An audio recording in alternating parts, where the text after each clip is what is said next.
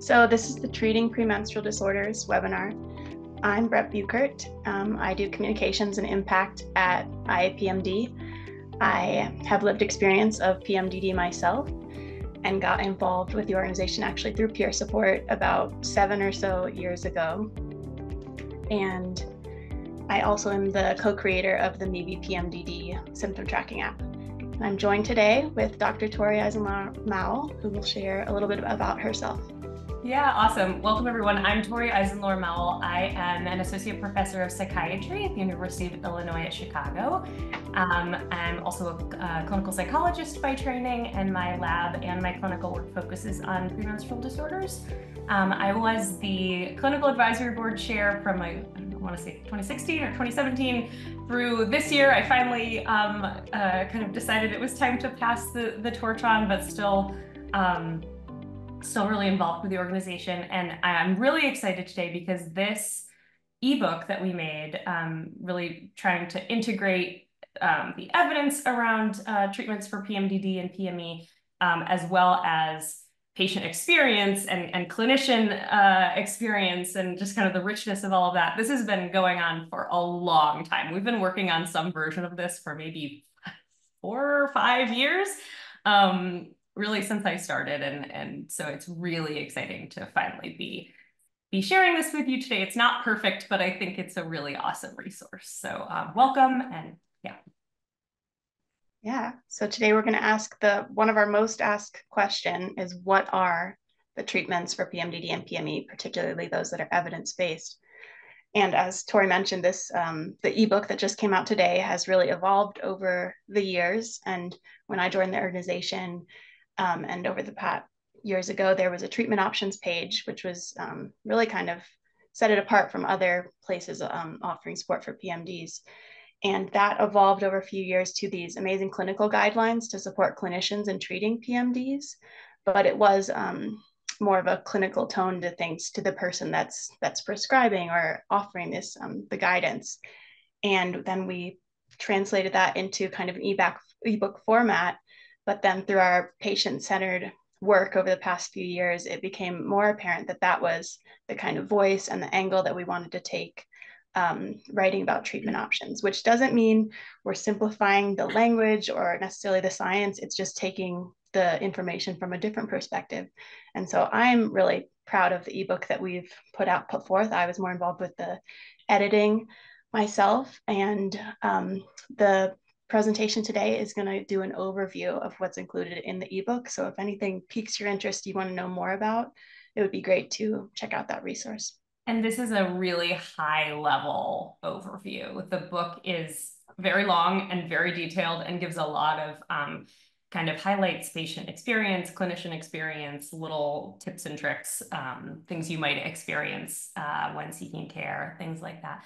So I did pop the book, the link to purchase the ebook. It is for sale. We are a nonprofit, but you know, we're small and it's expensive to provide peer support and keep everything going, and so we need the income. And so you know, we've decided to make it $20 for the first little bit. And hopefully that will be accessible to everyone. And then the basics of what the treatments are listed on the open website. So we're just still like making that available to everyone for free. But all of the details in the book itself is $20. And I did link that in the chat. I'll do it one more time. Mm-hmm. All right, so a couple notes Tori will go over just about like, what do we mean by evidence-based, if that's a new term to you, and also about evaluating research and PMDD versus PME treatment. Yeah, so when we talk about evidence, what we mean is using science to try to decide which treatments are useful, which treatments work. And this is tricky, right? What works for one person might not work for another person. But we can step back and say, on average, right, even if some people don't respond to treatment A, do more people than not respond to treatment A, or do more people respond to treatment A than if we give them a sugar pill, right? So, you know, trying to really, you know, increase the bar a little bit so that, as you might have noticed, it's really easy for somebody to go online and say, I have a cure for PMDD, right? And just sort of declare that. And maybe they have a great idea. Maybe they have a really great rationale for why this would work, and maybe it will, right?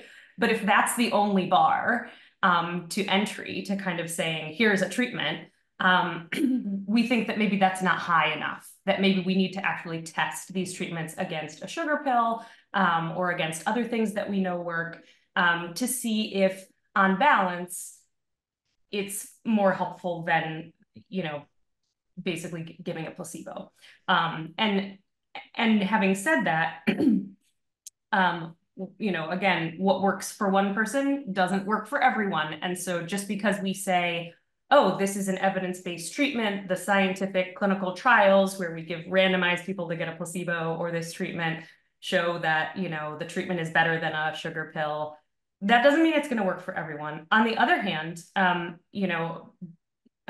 just because something doesn't beat placebo doesn't mean that it wouldn't work for you, right? There's always going to be exceptions, and there are probably subtypes of premenstrual hormone sensitivity, and my lab works on that a lot. And so one of the things I'm really interested in is, some of these fringe treatments or treatments that a few people say, wow, that really works for me, but it isn't evidence-based in the sense that the scientific experiments don't show that it works, that could still work for some people. And we're still looking into that and trying to figure it out. So that's the spirit of all of this. Not that we're saying this is the cold, hard truth and it's definitely going to work for everyone, or this definitely won't work for anyone, but rather kind of stepping back and just describing, on average, does this work better than a sugar pill? So that's kind of our baseline for these things. The other thing that I'll say is that, we evaluate the research in terms of the methods that they use. So the clinical advisory board, we've been responsible for reviewing all of this. We're not hopefully just looking for one clinical trial where it beats placebo. We're hopefully looking for multiple clinical trials where it beats placebo. We're also hoping that and looking to see whether the way that they diagnosed the cyclical mood changes was really rigorous. So sometimes, other disorders can kind of mimic PMDD, or it can be hard to know with retrospective single time point report whether it really, is the cycle. And so we're looking for studies where they selected their group, where they really looked to see in daily ratings whether there was some kind of change. It doesn't have to be rigid, but some kind of change in symptoms in the people coming into their treatment. And then the final thing I'll say is that this is something I'm really passionate about. Premenstrual exacerbation, by far, is the much more common presentation of cyclical mood change. Most people with premenstrual disorders have such severe symptoms that even if they started without more chronic depression or anxiety, they often, I would say as a rule, develop that on top of it. And so this distinction between PMDD and PME, I'm not convinced that it's fully real, but in the research, they've kind of had to be a little more rigid to try to really pull out these people who clearly have these changes, right? And it's a little easier to see those changes when somebody doesn't have this elevated baseline with lots of anxiety and depression on top of it. So that's something we're really aware of. And the evidence right now, really, there isn't a lot to tell us whether a PMDD treatment is going to work for PME or not. And we're not even really sure if those distinctions are fully real. And so my lab works on that. But for now, this is the way that professionals talk about it. And it's just important to note that, the vast majority of the evidence is looking at people with PMDD who don't have those additional symptoms all the time. All right, that's all I have to say about that. That's good to note. And I would just say, if you're someone who experiences premenstrual issues, to hone in on your own experience and see whatever that pattern is for you, and don't invalidate what you're experiencing, whether it fits to some diagnosis or not. So just own what you're going through. Totally. Okay, so I'm going to talk a bit about self-care, which is in the ebook. It really goes in depth, and I was so happy to see this, because while treatments, the more advanced treatments are so necessary for many of us, self-care can be such an important piece. And personally, I found it to be really helpful, like more so than I ever thought possible. So don't underestimate the power of these kind of like simple, healthful actions to support you, whether you do them like before trying any medical treatment options or while you're doing medical treatment options. They can be very helpful. So I think of self-care as helping us to build a foundation of health, that they're not going to cure us or treat what we're going through necessarily, but they will help our overall health improve. And that helps for PMDD, that helps for any other health condition. And also, I want to note that if you're in survival mode with your PMDD or PME, some of these things are going to be hard, and that's fine. That is how it is. And so to take this gently with self-compassion, try to avoid rigidity and all or nothing thinking when it comes to making any lifestyle change, and go slow. Do what is best for you. So one of our first self-care skills that we talk about is sleep. Which we all know it's so important, and sometimes it gets deprioritized. And personally, I've prioritized it more in my life, and I think it does make a world of difference. It's recommended to get 7 to 9 hours of sleep per night. And women, actually, research is showing, may need more sleep than men. And also that the hormones that regulate the cycle are also implicated in the circadian rhythm, so it's worth looking into that. Physical activity is also recommended as self-care. And when we say physical activity, we mean really basic, of just like some regular, consistent, light movement. It doesn't have to be like training for a marathon, unless that's what lights you up, then go do that. And finding the activity that's sustainable for you. Tori was sharing she likes to figure skate. I personally rock climb. Like, it's whatever you want to do. There's also an ebook, and I personally recommend to adjust your physical activity according to your cycle phase, if that feels resonant. And also getting a lot of rest in the late luteal or a menstrual phase can actually be really supportive. So rest is another side of physical activity. Another recommendation is to reduce or eliminate your substance use, especially in the premenstrual or luteal phase. And the substances that we talk about in the book are alcohol, nicotine, and caffeine. And I think with this, it's just worth noting, like, how do you feel like these substances are impacting you? Like, they might give a nice feeling in the short term, but maybe the next day you really are not doing well, especially in that premenstrual time. So take a curious approach to how you're feeling with your substance use. Another aspect is stress reduction. And I mean, stress is a part of life, that we're not going to just get rid of all of it, but we actually do have more power over the stress that we go through in our lives. And some of that will come down to time management, which you can do around your cycle. It's really powerful to adjust how you're showing up in your life and your work and your socializing, depending on what feels most natural. If you're feeling high energy, or if you're feeling more like being alone, like, or doing less. So reducing stress according to your cycle can be helpful.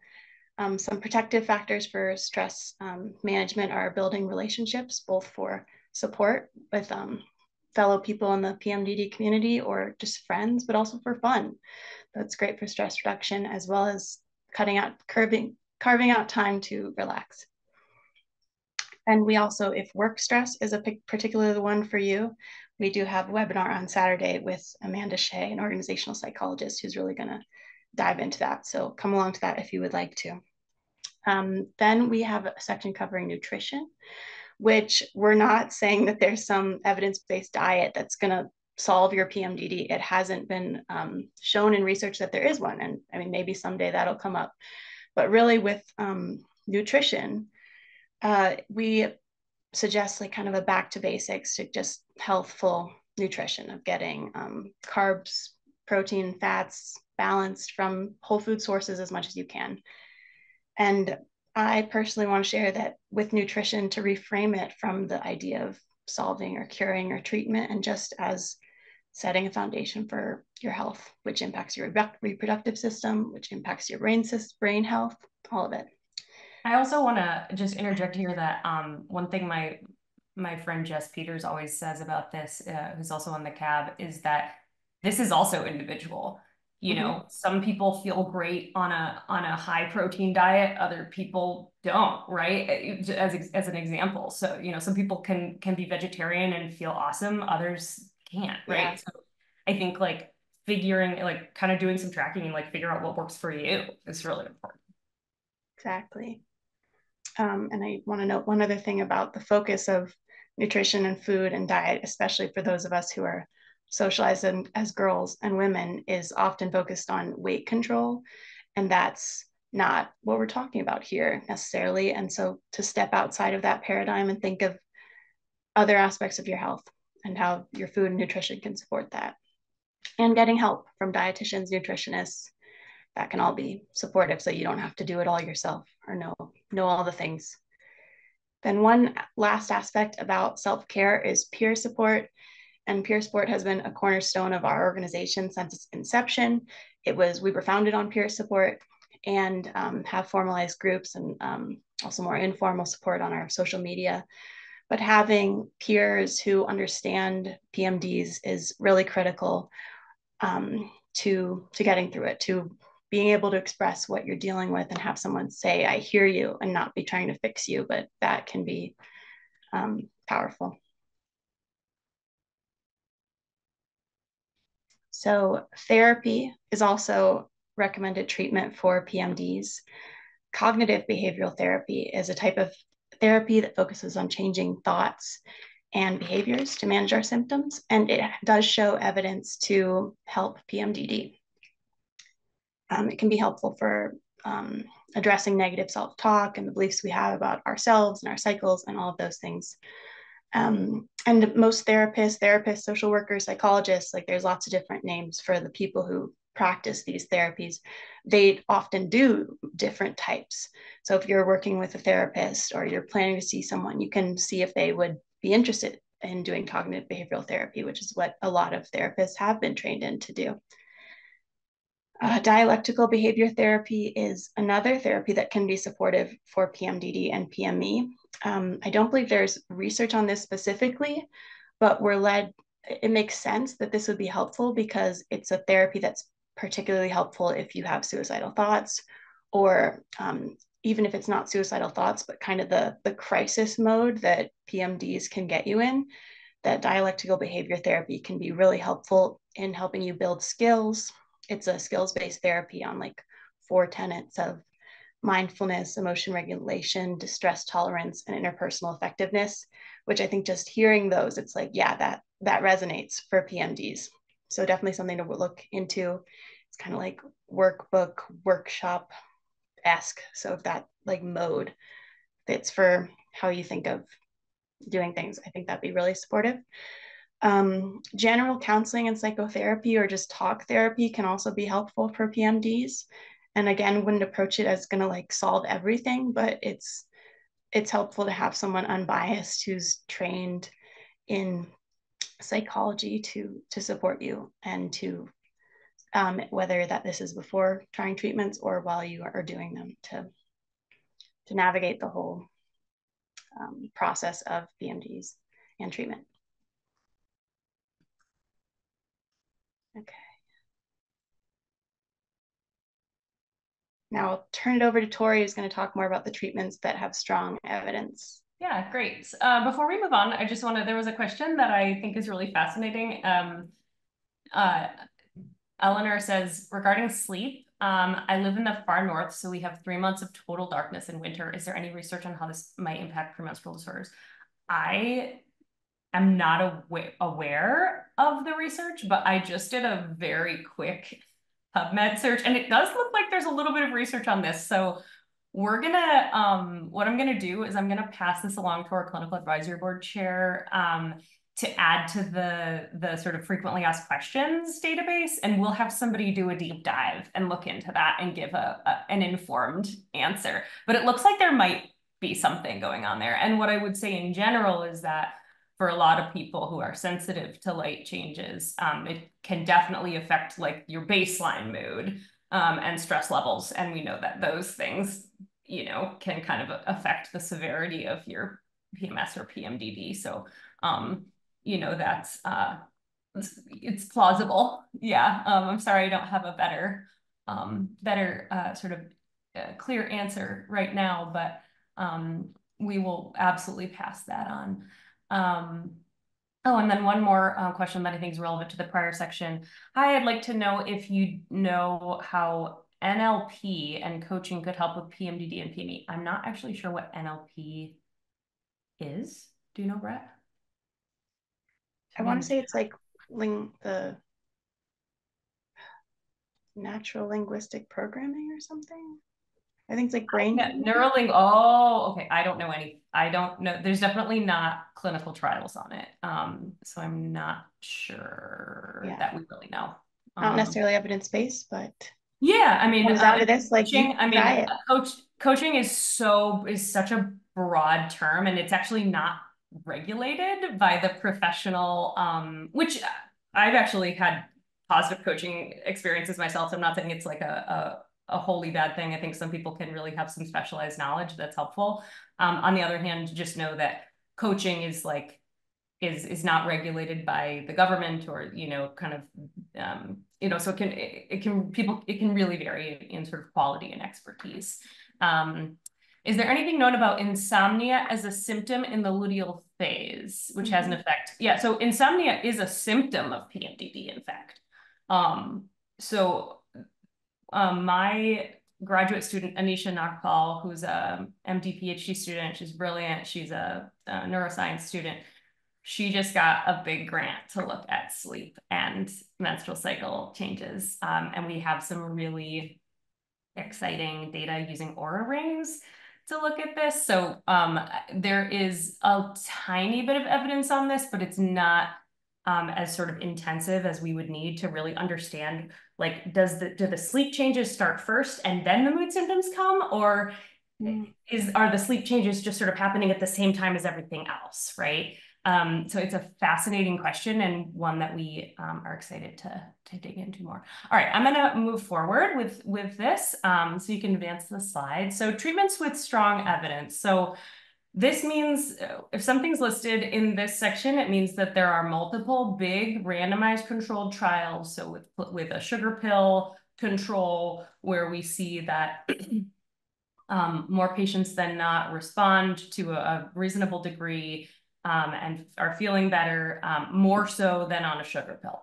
SSRIs have by far the most evidence. When I first came on board at IAPMD, there was a lot of distress around this being recommended by doctors, because people thought that it was because the doctors were misdiagnosing them with depression or another psychiatric disorder and weren't really understanding the problem. And I actually think that was true a lot of the time, to be fair. But it turns out that there is a lot of evidence, actually, that SSRIs specifically reduce cyclical mood changes.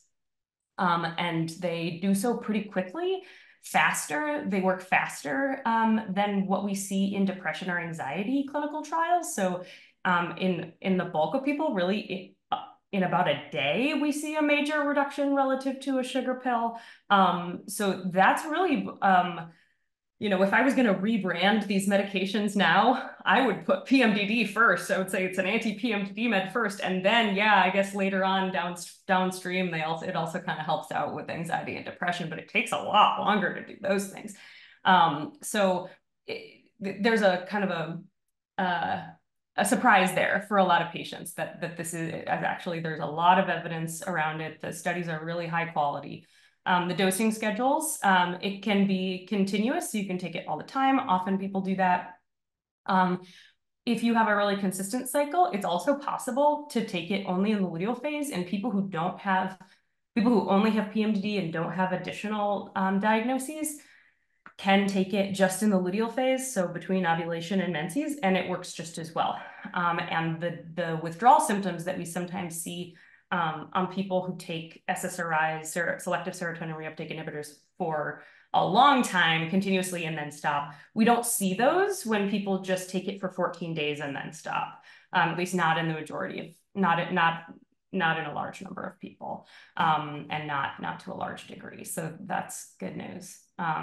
You can also take them at symptom onset, but what I have heard from psychiatrists who do this is that it's really difficult to kind of catch it at the right time point. So it's better to kind of plan, here's when I think I ovulate, and kind of have it on the calendar. All right, you can advance. I do have a couple of questions. Yeah. I think lots of patients are like kind of trialing SSRIs and are like, well, this isn't working for me on maybe the first one they try.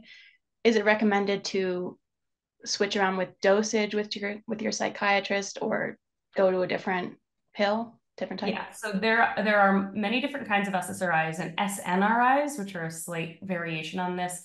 Also, the ones that have been tested also seem to work. So as long as they're increasing that serotonin, they seem to have a benefit. I have anecdotally heard from people who didn't respond to, the starting dose, who did respond once they went up. I've also obviously heard people who didn't, certainly heard about a lot of people who didn't respond to one or who had side effects on one and then switched and did great on the second one. Also heard from people who switched and also didn't work, right? So it's one of those things, but I would say it's definitely recommended to try a couple at least. And the ebook goes through, what those are and gives some citations for the dosing and things like that. The other thing I'll say, is that they've also shown that if you block some of the serotonergic effects in people with PMDD who have responded and who are taking SSRIs, if you block it, the symptoms come back. So it's really compelling that there's this, and we know that people with PMDD have poorer serotonin function broadly in the luteal phase. So there's definitely something real going on there that's biological, and it is targeting one of the biological causes of PMDD. Which is, again, people think it's just a Band-Aid or, not really addressing the root cause. I mean, it depends on what you think of as what you count as root cause. But I mean, if it's a brain mechanism that is accounting for the symptoms, it does address that for a lot of people. Someone's asking, what's a sugar pill? An inactive pill, like a placebo. So something that, if I give one person a fake pill, if I randomize people to say, okay, you get a placebo pill, by which I mean a pill that looks the same as the active pill, but it doesn't have anything active in it. It just has sugar in it or cornstarch or something, inert. And then I give somebody else an active pill. Does the person who got the active pill do better than the person who got the placebo pill? And often what we see is that they don't, because the hope and the excitement of trying a new treatment and feeling like maybe your symptoms will get better is a really powerful biological thing. And there are actually people who study the placebo effect, this effect of you're not really getting anything active, but you feel better anyway. And the internal opioid system is actually part of it. There are real biological mechanisms. Our minds are really powerful. The only issue is that usually that doesn't last very long. Yeah. But that lets us say, okay, it's not just the excitement of starting a new treatment, it's like actually the treatment that's helping. All right. We can move on to the next one. Okay, so the next thing is oral contraceptive pills specifically containing drospirenone. So there's a lot of misinformation out there, even among medical professionals, where they will give general oral contraceptives on a 21-7 schedule, where you have those 21 active pills, right, and then the 7 inactive pills. There have been several experimental tests, clinical trials, again, placebo versus the active pills, showing that does not work for PMDD. It doesn't beat placebo. And so there were several of those. And so people thought, well, okay, this isn't an option. And then this new progestin came along. Progestin is one of the hormones in the oral contraceptive pill. And it's called drospirenone. And it's very different. It's derived from a different hormone, spironolactone. It has different effects at several receptors. it's you know, qualitatively quite different and acts in different ways than some of the other progestins.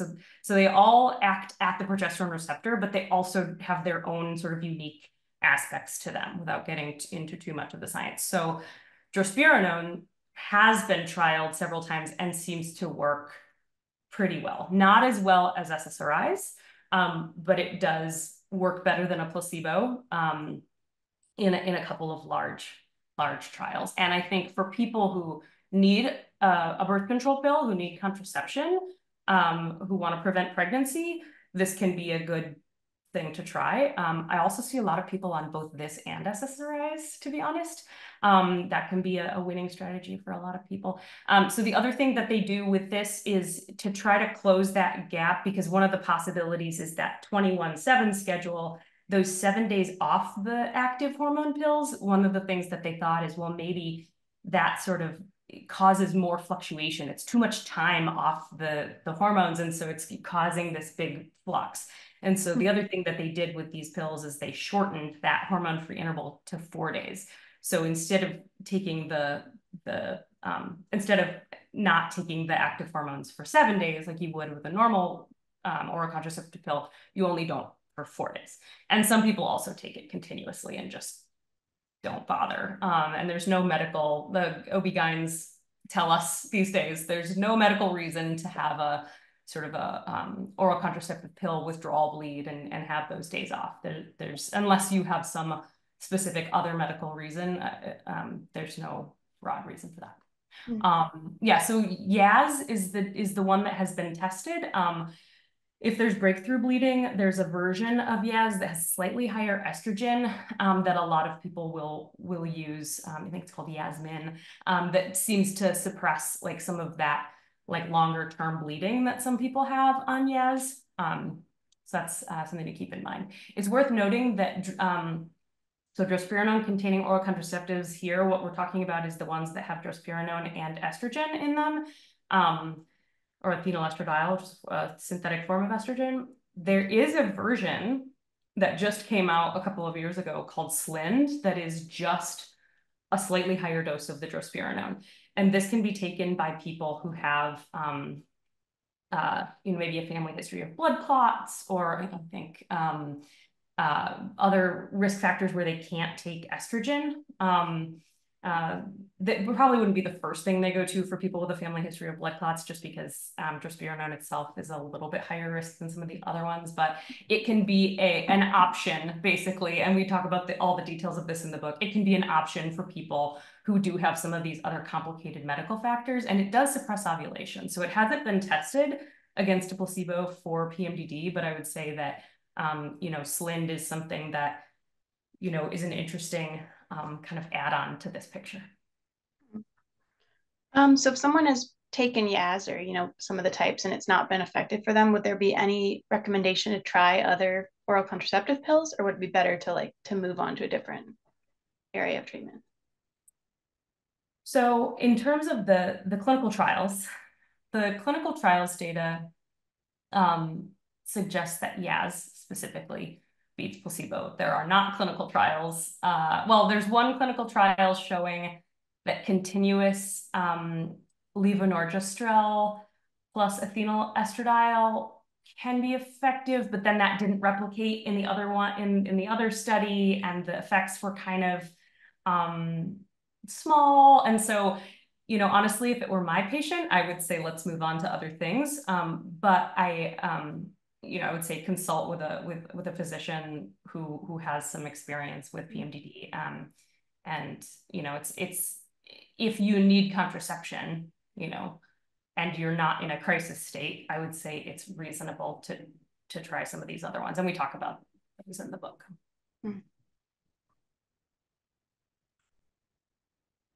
One final thing I'll say about that is that they work, we know, by suppressing ovulation. So they prevent the egg from being released, and they prevent the fluctuations from happening in progesterone, which we know can trigger symptoms. All right, so then chemical menopause. So this sounds really serious, but hear me out.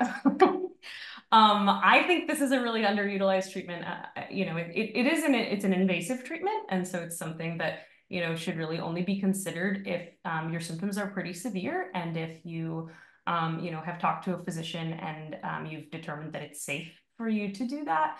But it's also not a, I think it is a serious invasive treatment, but it's also not as big a deal as some people make it out to be. I would put it on the scale of something like doing IVF, right? It's similar kinds of medications, certainly invasive, but can be done perfectly safely, and it's fully reversible.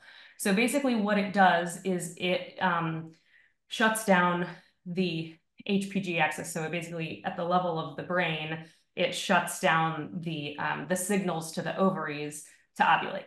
So basically, you're suppressing the activity of your ovaries much more strongly than can be done with oral contraceptive pills. So even people who maybe tend to have breakthrough ovulation on the oral contraceptive pills can achieve a low, stable hormone level with this. Now, it's fully reversible. It's usually an injection. Sometimes in other, I think like in the UK, they often use like a nasal spray, and there are some implants. Like there's different ways that this looks, but basically all of them do the same thing, which is to just shut down the ovaries temporarily, shut down the signal from the brain to the ovaries. So it's just they're kind of laying dormant for a minute.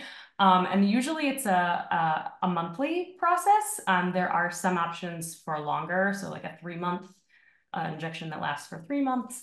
But basically we're creating this temporary reversible menopausal state where your hormones are really low.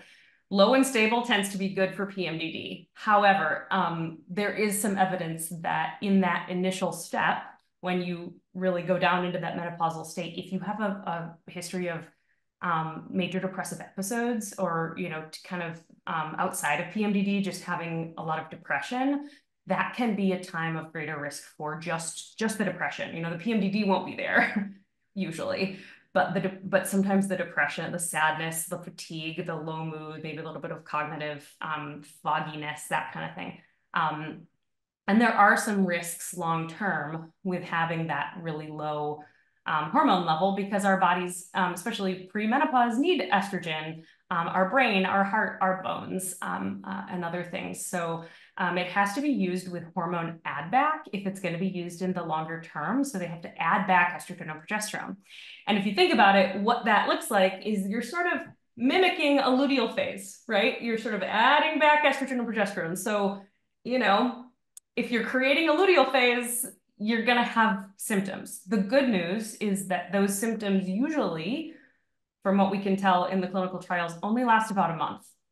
I know a month is a really long time to suffer, but if after that, once it's been stable and you have the hormone add back going on top, you know, that can really be a lifesaver for a lot of people. So if you can get through that initial kind of bump of, okay, my body is, you know, my brain is reacting to this artificial luteal phase we've just created. Okay, but now it's stable and the brain adjusts, and, you know, and for some people it's much faster than a month. But yeah, so we wrote a paper for clinicians to kind of help them walk through what are all the things that you need to think about when prescribing this medication, and we cite that in the ebook as well. So this can be a safe long-term treatment. When you go off it, your cycles start right back up. If you are perimenopausal, you know, that can be a little more iffy, right? But that would be happening anyway. But in general, if you do it in the you know, earlier premenopause, when you're in the reproductive phase of life, once that wears off, you'll go right back to ovulating. It doesn't hurt your system, your fertility or anything like that. And in fact, these medications are actually used as part of fertility treatments. So it's definitely safe from that perspective. Yeah, I think that point about the long term is something that's been newer, at least to make it into like what the general understanding was. And I think some clinicians still might carry that this is like a trial treatment. Yes. And it's, I mean, it's fascinating that it's not, that the evidence is showing that it does, that this doesn't have to be a trial for. Yeah, in 2017, Peter Schmidt, who's the head of behavioral endocrinology and one of my mentors at NIMH, showed that after that first month, they always thought, oh, when we create that luteal phase, when we add those symptoms back, people with PMDD, they don't tolerate those high symptoms. And so we can't give it to them long term, right? We can't make it work because it's not safe to keep them at this menopausal level. The bodies need the estrogen, and we can't keep them up here because then they'll have symptoms. But what it turned out is basically after a month, the symptoms went away. So it's that stability that the PMDD brain seems to need broadly. And so we just wrote that that paper in American or in a Journal of Clinical Psychiatry called "What's Stopping Us?" using GnRHA for PMDD, and we really hold the clinician's hand. We have worksheets in there. We have like outlines for how to have conversations with patients. Like we really are like, you can do this, guys. Like this is a life-saving treatment. So yeah, definitely helpful. And I just want to comment that there are a lot of great questions coming in. So I think we want to get to some of them more. We can just go through them at the end, but we've got a few more treatments to cover. Yeah, I'll be quick. This is the majority of it. So surgical menopause is pretty self-explanatory. Removal of the ovaries can be, for some people, a life-saving treatment if they can't tolerate the long-term chemical menopause, or they don't want to for some reason, or if they have some other medical condition like endometriosis or something else where, removal of the ovaries is a good idea. So when you take the ovaries, then the hormone production machine is gone, right? And so that's really what is needed. If you take only the uterus doesn't make hormones, right, in this sense. So it has to be the ovaries that come out, and it has to be both of them. If you keep one ovary, you'll still ovulate and you'll still have symptoms. So even if the uterus and the other ovary are gone. So all of it has to, both the ovaries have to go. Usually the uterus comes out too, because if you leave the uterus in, we have to do just like with the chemical menopause, we have to do estrogen add back, right? And if we do estrogen add back, there can be overgrowth of the uterus. And so we have to add back a progestin in order to create a bleed and make sure that overgrowth doesn't happen. And that can trigger symptoms for people. So often just taking the uterus out too is what is done. And that way it can just be the stable estrogen, which most people with PMDD tend to tolerate a little better. Yep, definitely it's last line. It's invasive and irreversible. I recommend people, try, if it's safe for you, I recommend that people try the chemical menopause first, just because it gives you a sense maybe of what that will do, if that will be helpful for you. Oh, and I do want to say about the surgery on our website and in the ebook, but on our website, we've got like a huge section on surgery. So if this is something you're exploring, like it's a lot of information, but definitely needed if it's what you're going through. So check that out. Yeah. Okay. Some other treatments. That's kind of our first little pathway. These are some others. This is going to be quick. So there are a couple of other things that have promising evidence that are, maybe one clinical trial. So 5-alpha reductase inhibitors basically block the pathway where progesterone is metabolized into something called allopregnanolone. And some of these metabolites we know are really what trigger PMDD. That change from low to high in the luteal phase in those metabolites are really what trigger it. So if you block that seems to help. The only issue is that there are a lot of risks of birth defects. It's teratogenic is what they say. If you get pregnant on this, the risk of birth defects, especially for a male fetus, are high. So, that is not ideal for a medication that's being given to reproductive age people. On the other hand, I personally strongly believe that should not be used as a reason not to offer a treatment, because it's your body and you should be able to have those choices. But that is currently still being studied. Quetiapine is a medication that also can have some calming, mildly sedating effects that, especially if SSRIs aren't fully doing the trick, that maybe can be a helpful add-on for some people for the severe symptoms in the luteal phase. There's one clinical trial showing that. There are some clinical trials from the UK showing that higher doses of estrogen given through a patch or pill or gel can suppress ovulation. In the States, I will say all of my patients who have tried this keep ovulating. So I don't know what's going on with our estrogen patches over here. They don't seem to suppress ovulation, whereas the data presented in those papers in the UK, it seems to suppress ovulation, which if you're not ovulating, then it's basically just a slightly more natural version of a birth control pill. But there is some evidence for that, but I would say, you know, the main thing is to make sure that it's suppressing ovulation. And then SNRIs, as I said before, are kind of just a different iteration of SSRIs that seem to also, initial evidence suggests are also helpful. And some of those are also helpful for hot flashes, so they can be used in the perimenopause to good effect as well. Next. Supplements, or treatments with limited evidence. So there's a little bit of evidence for some supplements, and you know, talk to your doctor, see if these are safe for you. Vitex Agnus Castus actually has what I consider to be, and I think this is in the wrong section, I apologize.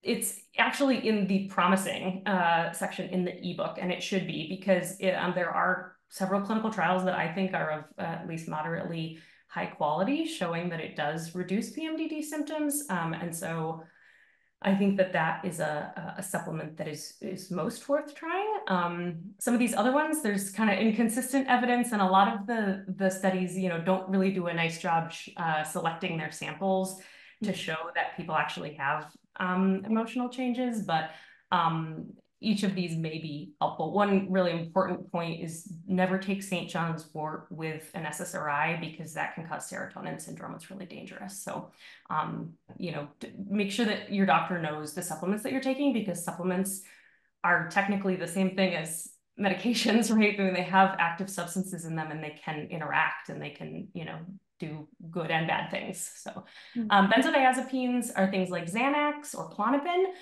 There is a little bit of evidence that they reduce distress in people with PMDD. The problem is that clinical experience tells us that they're really addictive, and their effectiveness tends to go down over time, and people need more and more and more. And then you get into sort of some of the sedative side effects, and there are some risks associated with that.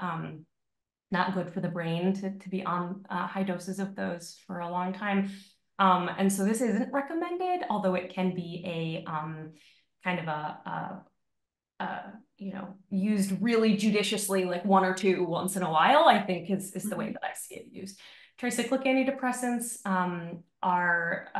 can have some benefits for some people, but the evidence is really mixed. And the clinical trials suggest overall that they don't beat placebo. And then there's a couple of things that have been under investigation that I think have met some difficulties, but are interesting to keep in mind. Isoallopregnanolone or isopregnanolone, it's called sopranolone in the Azarina Pharma trials. This works at one of the mechanisms of PMDD at the GABA A receptor. Unfortunately, the clinical trials didn't, the second clinical trial, it didn't beat placebo, but there's a lot of discussion about why that is, and maybe if you selected a certain subtype of PMDD, maybe it would work, right? So I'm one of the many people who are like hoping that gets revived somehow, and as a clinical trialist myself, like actually actively reaching out and saying like, can we access this for use in some smaller trials to try to figure out who it's working for, right? But right now, it's not really under development from what I understand. And then ulipristal acetate is a selective progesterone receptor modulator. It basically also, for most people, prevents ovulation, and that's how that works. This particular one, there's some evidence of organ toxicity and problems in some people, and so this one also has been halted a little bit, but there's other versions of selective progesterone receptor modulators that could work in this area. And I think, especially in Sweden, there are some people thinking about how to do this next. Yeah, I think what fascinates me about these two and like the 5-octal reductase is that we're looking at other pathways of the hormones. So it's yeah. Yep. So with the 5-alpha reductase inhibitor, we're preventing the metabolism to the hormone that triggers it, right? And then with the The sopranolone, we're kind of trying to more or less block the site where it acts, right? So it's yeah. Yeah. A lot that goes into it and different ways to approach it. It's interesting. Okay. Okay, I'm just going to really briefly say, these are some things that are not recommended because they don't beat placebo in multiple studies. Oral micronized progesterone, a lot of people swear by it. A lot of naturopaths prescribe this, but there are good clinical trials showing that it doesn't beat a placebo. So, not saying that it couldn't ever work for anyone, but it doesn't beat a sugar pill in the clinical trials, and that's all I'll say about that. Progesterone-only medications, unless they're suppressing ovulation, we wouldn't necessarily expect to work. IUDs that don't suppress ovulation, are all of them. IUDs don't suppress ovulation, so we wouldn't expect that to work. And then lithium has also been tried as a treatment for bipolar. That also doesn't work for PMDD in terms of the beating of placebo. Oh, thank you for talking about the treatments. And we just want to reiterate that what we've covered here today is covered like in more depth with more guidance in our ebook that just came out today. So please check that out if you would like to. And we've got some time for questions. There's been so many that came through, so maybe we can just kind of quickly go through some of them. Go to my question slide. Okay. Let's see.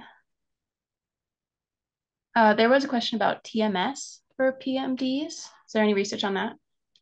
Not good clinical trials yet, but I know people like Nicole Peterson who are actively writing those grants and doing that work and working on identifying, like, you have to figure out what the targets are, right? You have to figure out where in the brain it needs to be targeted. I'm not a TMS person, but something along those lines, and she's working on that. And I know that some other people at UNC, other places have been thinking about that. So I would say that that's hopefully in the pipeline, but there's no evidence to know whether it works yet. Someone's asking about research into adjusting your SSRI dosage, or just like guidance on how to do that, because they said they're sensitive to that. Yeah, I mean, that's something that's really going to have to be a discussion with a psychiatrist. Hopefully a psychiatrist. I think if you have, often people can get SSRIs from their gynecologist or their primary care provider, and that's great. You can try to have those conversations with them, but often a psychiatrist is going to be a little more knowledgeable about which ones have which side effects and how to titrate, and so that's really going to have to be a discussion ideally with a psychiatrist. Yeah. Is there a substitute to SSRIs and, for instance, SNRIs? Would that be a substitute if someone can't tolerate the SSRIs well? Yeah, so SSRIs are a class of medications, and there's a lot of different ones. So, Prozac, the brand names would be like Prozac, Zoloft, Lexapro, right? All of those, and most of them have been tried, and the data so far kind of suggests that they all work about as well as one another. So I would say substituting within that class is the first place I would start. If you can't tolerate one, try another. They're similar in their actions, but they also are different. They have different side effect profiles. They have different potencies. They have slight differences in the way that they work. So, I would say, don't see them as one thing, like to try a few within that before you give up. Yeah. What about research on EMDR therapy for PMDD? Yeah, so EMDR, eye movement desensitization reprocessing. Yeah, I was trying to think of what it is too. So basically there have been some. So this is a treatment that I'm not an expert in, I'll say, but it was originally developed for post-traumatic stress disorder, and there have been some what we call dismantling studies to show that the eye movement and some of the other things associated with it really are not the active, like they're not really doing anything. What's actually working is the exposure. So part of it is that exposure is a well-known treatment for post-traumatic stress disorder, where you kind of allow your system to readjust and kind of approach the thing that is feared, and like let the brain kind of learn that it's not dangerous, right? And that's really difficult and should be done with a therapist. But EMDR, there's no treatment trials in PMDD, but I would say if somebody has PTSD, we do know that it works. But if you're short on time, just going straight for exposure therapy, like prolonged exposure is what one of them is called, or cognitive processing therapy also has an exposure component. Those are both faster than EMDR, and they're kind of doing the same thing. Someone's saying they feel like they're allergic to their hormone changes, which is, I think, what we hear a lot in this community, and that wouldn't SSRI for mood address that, or would a different medication be better? So SSRIs absolutely affect the immune system. They can absolutely modulate the immune system, and it's really complicated. And a lot of that is happening. Some of that's happening peripherally. Some of that's happening in the central nervous system, in the brain. Well, we know SSRIs, for example, increase production of some of those progesterone metabolites, where you can kind of get a little bit higher more stable levels, which can be good for mood. And also we know that those metabolites have a lot of anti-inflammatory effects. So, I just think that there's a lot of really complicated pathways there to explore, but, the basic science is there that, yeah, it could have an impact on those things. On the other hand, I am starting to suspect, based on all of the discussion that I see from patients about, benefits that they're getting from antihistamines or things like that, or like physical symptoms that, kind of come along with it, that actually there's maybe some subtype there where there is an autoimmune or some kind of immune dysregulation component. And that would be similar to what we see in depression. We know that there's a subtype of depression that has an immune component, and then other people don't. And if you give people who have that immune component, immunosuppressants, they do better. But if you give it to the other people, it doesn't help. So I think it's a similar situation, right? We maybe need to identify what that subtype is and go after that. It's really interesting. Yeah. Someone just wanted us to mention what that name of the newer birth control was that you mentioned. Was it SLIND?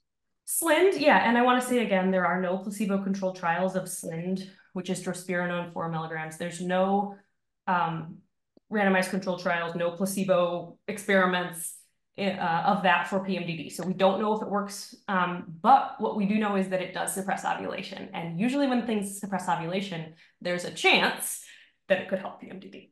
So, and along those lines, someone's asking, are there any ovulation suppressing treatments that don't increase progesterone levels? The selective progesterone receptor modulators, the ulipristal acetate. Yeah, and that's one of the reasons that it's so exciting, is that it kind of maintains moderate estrogen levels, which is good. So you don't have to do any add back, but it prevents ovulation, so it suppresses the progesterone. So, that's one of the reasons that's so exciting. Just looking through. Oh, does the book contain side effects and risks? And I will say, yes, it does go into side effects for every treatment mentioned. Yep. Definitely are. I mean, that's part of the puzzle for everyone. Yeah. Yeah. They appreciate the self-care skills. Is there evidence about meditation or mindfulness for PMDs? Yeah, there's a couple of couple of studies showing that it's unfortunately doesn't really help on its own any more than a comparison. But what we usually see is that it does help, and the comparison also helps. So something like a social support group, right, versus mindfulness training, both help about the same. So I would say, to me, this kind of points to whatever works for you best to reduce stress, like engage with your emotions in a useful way that feels healthy, whether that's processing them with someone else or sitting with them and trying to build non-judgmental awareness of your experiences, like with mindfulness. Both of those things probably help, but it doesn't appear to be like a miracle cure, if that makes sense. Unfortunately.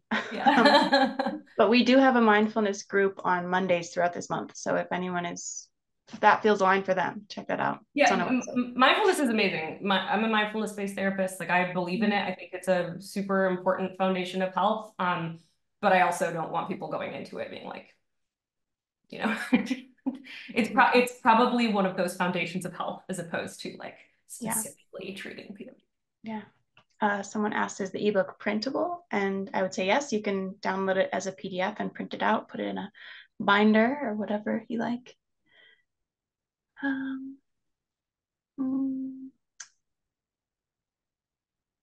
Is chemical menopause available in Canada?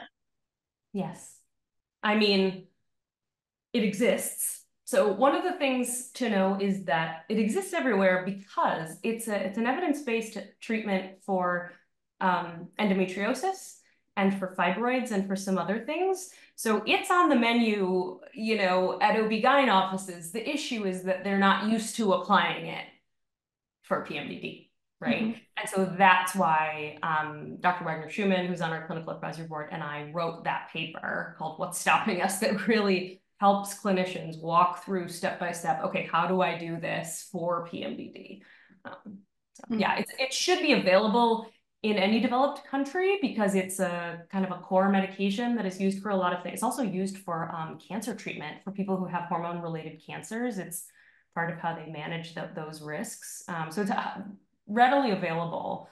It's just a matter of clinician experience in using it. Mm-hmm. And yes, we'll send out this recording later for anyone who wasn't able to watch the whole thing. Is there any evidence that fertility awareness method, tracking cycle, BBT, and cervical mucus is effective for managing PMDD? And I don't know the evidence, but I want to say I think it's a supportive strategy for getting to know your body, and that has implications for how you feel about your whole cycle. But is there evidence or research?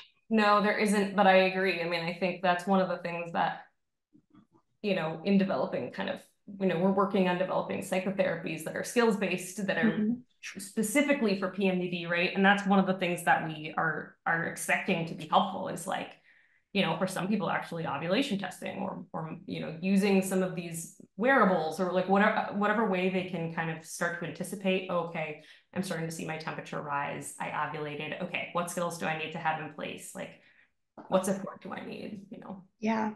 I also find that cool, like in our culture, we think of like cycles as just the period, just like the bleeding time. Yeah. But then when you learn these fertility signs and you see that your body is actually changing throughout, it becomes like easier to incorporate the idea that your mind is changing throughout too. So really something I've taken from that in my own practice. I completely agree. And I would say that isn't just in like the public sphere. That's like also true in science. Like people focus so much on menstruation and I'm like, well, there's a lot of important things happening in ovulation too. Like some people become very impulsive around ovulation or have substance use issues around ovulation because they get really excited and sort of slightly manic even. Yeah. And you know, that gets ignored because it's not menstruation, right? So I think that's across the board something we need to reckon with. Yeah. Can you take Agnes, Castus, and SSRIs together? So none of this today, and we should have said this at the beginning, none of this today is medical advice. You know, when we say this in the book, you know, you need to work with a licensed provider to figure out what is safe and you know, potentially effective for you. I'm not aware personally of any restrictions on taking the two of those together, but that is definitely something that I would talk to a physician about and so they can monitor because I'm not sure we know. I'm not sure there have been really good studies kind of seeing, you know, how that, if they interact or how that's good, how that goes. What are the key differences between norethindrone versus drospirenone versus levonorgestrel? I guess kind of the key differences between those progestins.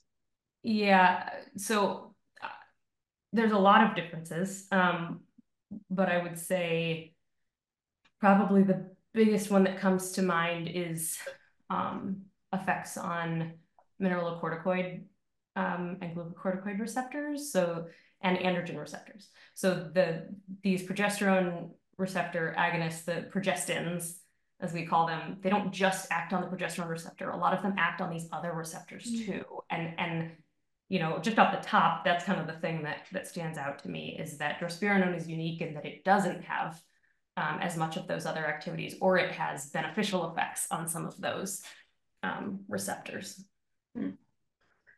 So a question about PMDD and ADHD and or ASD, and if there's any research on kind of treatments for those kind of intersections.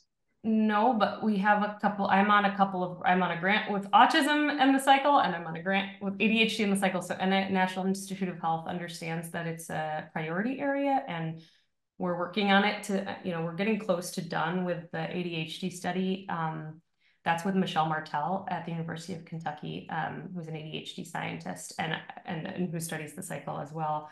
And initial data look like, people recruited for PMDD are showing a lot of changes in their symptoms across the cycle. We don't have the data on autism yet, although there is a small study that exists in autism showing that some people have changes, but that's not a surprise. I mean, all disorders seem to have the capacity to worsen across the cycle, right? It doesn't matter what it is, physical disorders, autoimmune disorders. Like I've never read a paper where somebody looked at it and they didn't find at least some of the people showing worsening, right? So I think it's so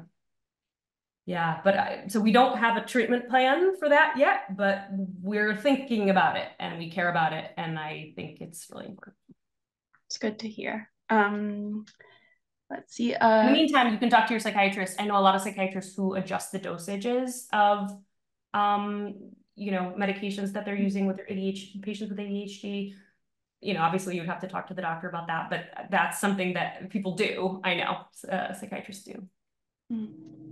Are copper IUDs safe to use with PMDD? Is there any research that suggests they would make PMDD symptoms worse? Yeah, they don't have any hormones in them.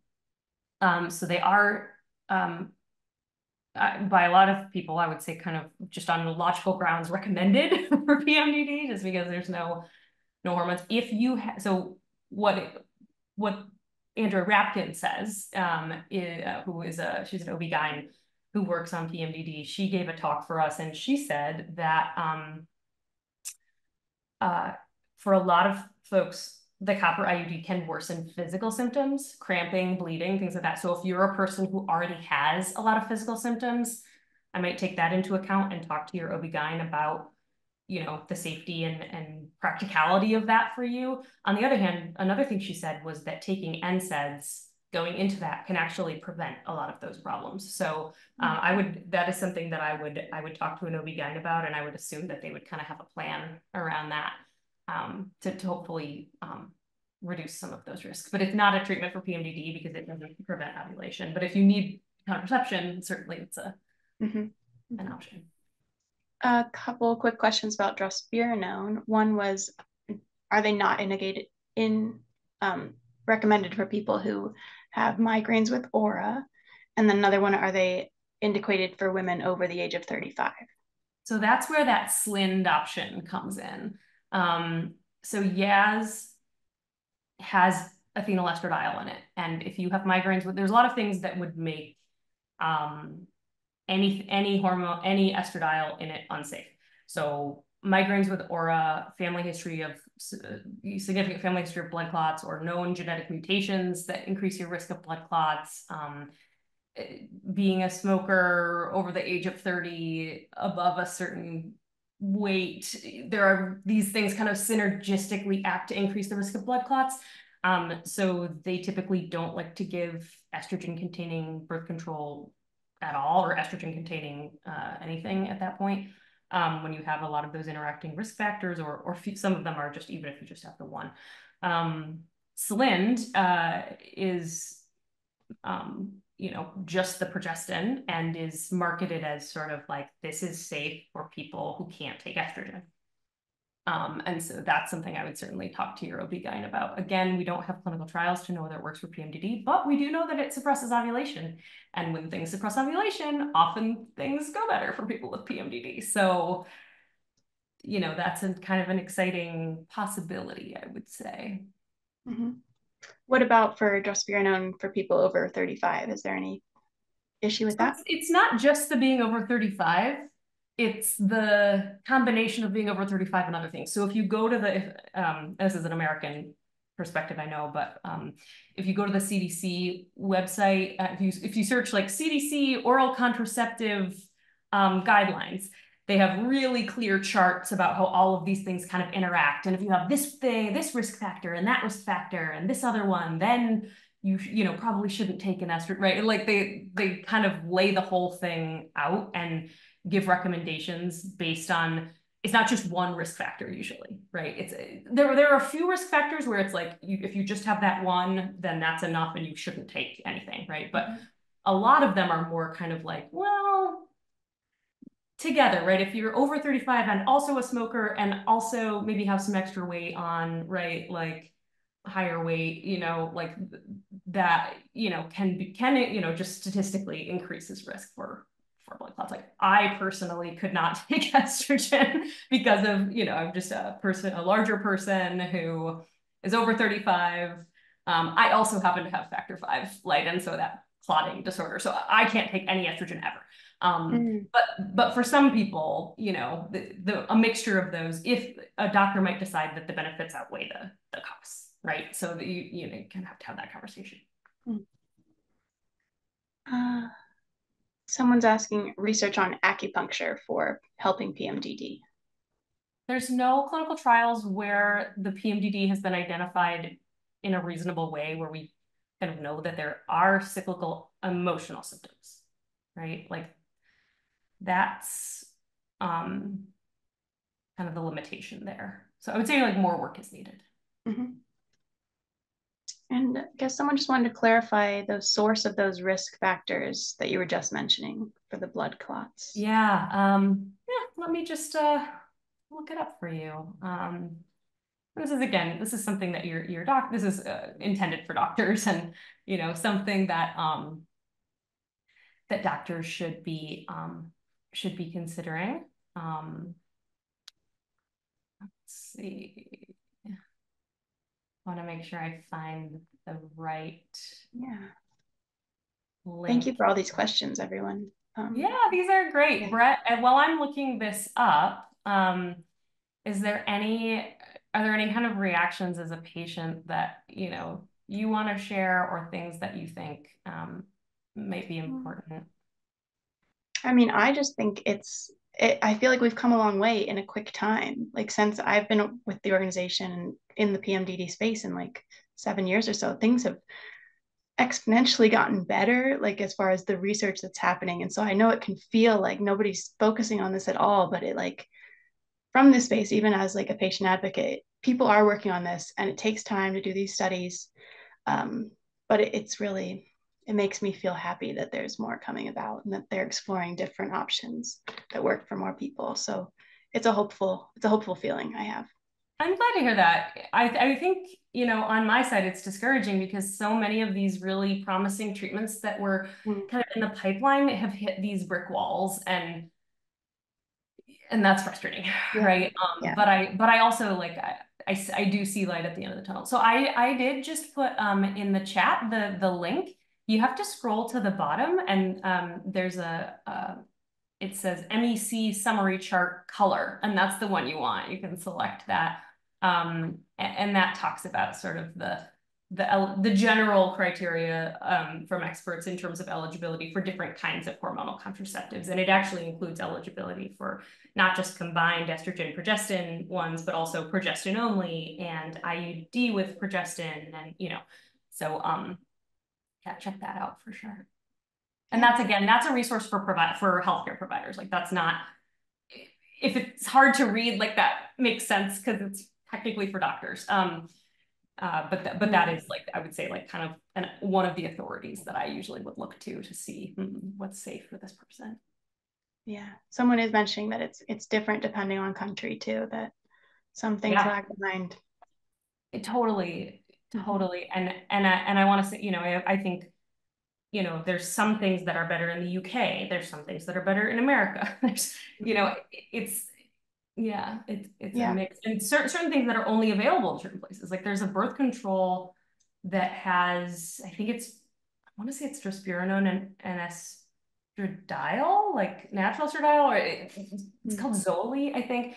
And that, from what I can tell, is only available in Australia. But it looks like it's really potentially promising. So not surprising because, you know, it suppresses ovulation, right? But there are differences like that, and we did our best, but it's tough. And I would say, like, expect that the majority of it is going to be kind of focused for an American and UK audience, because that's where like the majority of the work is being done.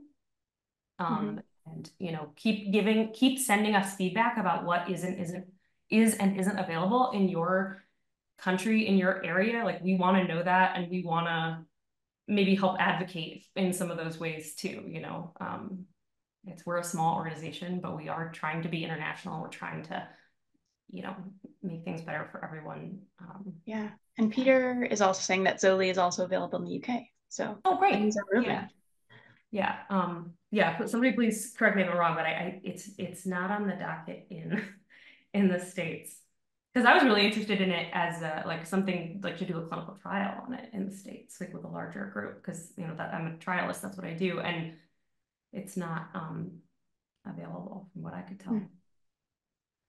I think I have a couple more questions that keep coming through, if you don't mind answering. Yeah, I have maybe 5 more minutes, and then I've gotta run. Great. Any research on ashwagandha for PMDs? Not that I'm aware of. And I think, and I think that's one of these things where, you know, it's tough because the supplement trials often don't diagnose PMDD well, or PMS well, right? Often they just use single time point self-report, which just isn't like that. Like, that's just not up to the standard of what we expect in good PMDD research anymore. Like, we just know that results in a lot of people who actually, when you look at them over time, don't have cyclical mood changes for whatever reason. And so we just have learned over time that we have to diagnose that way at the baseline. And unfortunately, often the supplement trials that do exist are the ones that don't do that correct diagnosis at baseline. So it's like, well, maybe it works, but it's like we just don't feel confident about who is in the sample in the way that we want to recommend it. And I actually don't know if there have been trials of ashwagandha off the top of my head. How long would someone allow a medication to try it before they know it's useful, especially thinking about PMDs and the cycle? It's going to depend on the medication. This is absolutely a question to talk to your healthcare provider about. You know, for SSRIs, you know, the expert providers I've talked to kind of some disagree on this. Some say, oh, well, if it doesn't help in the first cycle, then you got to change something. Other people say, oh, maybe for some people it takes a little longer to work. I would say I tend to be on team, at least just from my like anecdotal like experience, on team like do it first, like it should work fast. That's my like philosophy especially for some of these luteal only symptoms. It should work fast. So if it's not working, talk to your doctor about an increase, a change, whatever. For the other ones, I would say really you have to talk to your provider. A question about the Samfire nettle, which is that new device, or is that different? Yeah, so there is some evidence that this wearable device, and I think it's doing, I apologize, I don't remember exactly what it's not TMS, but it's sort of non-invasive brain stimulation, and it's kind of mild. But we know that devices like that we don't know this about for PMDD, but we know in general that devices like that can have a positive impact on, you know, to some extent, mood, anxiety, pain. And so, you know, I know that the creator of that is working on, and maybe even has some new clinical trial data coming out looking at people with PMDD. So hopefully we'll have some actual information soon about whether it beats a sham where they were still wearing the thing, but it's not actually like doing anything. But there is evidence that those devices can just in general improve some mood, anxiety, pain symptoms. Whether that's going to be enough, you know, because it's a little bit of a milder treatment. Whether that's going to be enough for any given person, I don't know. An interesting new way to approach it, though. Totally. Yeah. I'm excited about, just another option. Yeah. Someone is asking, do you take online consultations? Do I take them? I am a licensed clinical psychologist in the state of Illinois. I run a big clinical trials lab with lots and lots of grants and 8 trainees and lots going on in my laboratory. So I don't see a lot of patients these days. However, my associate director, Jacqueline Ross, has a private practice where she sees patients with premenstrual disorders and does some sort of medical navigation and skills training. And she's wonderful. I train, she was my postdoc, and now she has that. And I serve as a consultant for her practice now and then when she is kind of, I trained her in a lot, but if she's stumped, she kind of calls me on what's going on with this, why is this person ovulating, whatever. So that's Chicago Premenstrual Disorders Clinic. You can Google that. But she's great. But there's lots of wonderful providers. You can also, I think we have a provider directory on the website that you can check out that's recently kind of been revised just to make sure that these are people that have some training in something that we would consider to be like evidence-based. Yeah. Okay. All right. So I think that's a good, with that wonderful, ego boost for me, I think that's a good place to leave it. Yeah, thanks for all of your questions. Thank you so much, Brett, for all that you do. Brett created these beautiful slides. And thank you for communicating the patient experience so beautifully. Everybody, we always save the chat. So if a question didn't get answered, it will kind of be filtered down to see if maybe it will become an FAQ. So apologies if we didn't get to your. Yeah, and you can reach out to peer support, email support@IAPMD.org for, they can kind of connect you with more information. And I hope everybody has a chance to look at the ebook. If you have the means, please consider purchasing it. IAPMD is a tiny little organization, mostly run by volunteers, and frankly needs the income of this big work to kind of be supportive of our organization for all the work that we put into it. So I hope that everyone will purchase it and use it, and give us feedback. Let us know what we can make better in future editions. Yeah, check it out. I'll send it in the email with the recording. We also have a couple more webinars coming up this month on breath work on Friday, working with premenstrual disorders on Saturday, and mindfulness on Monday, and then some natural PMDD management from a lived experience perspective of a naturopath. So find whatever is feeling resonant for you. Come along. Amazing. Okay. Thank you, everyone. Thanks again, everyone. Thanks, Brett. Yeah, thank you, Tori. Thank you for sharing your information and for being a great part of this organization. Since I've been here the whole time, we kind of came on at the same time. It's been a while. All right, take care, everyone. All right, bye. Have a good day.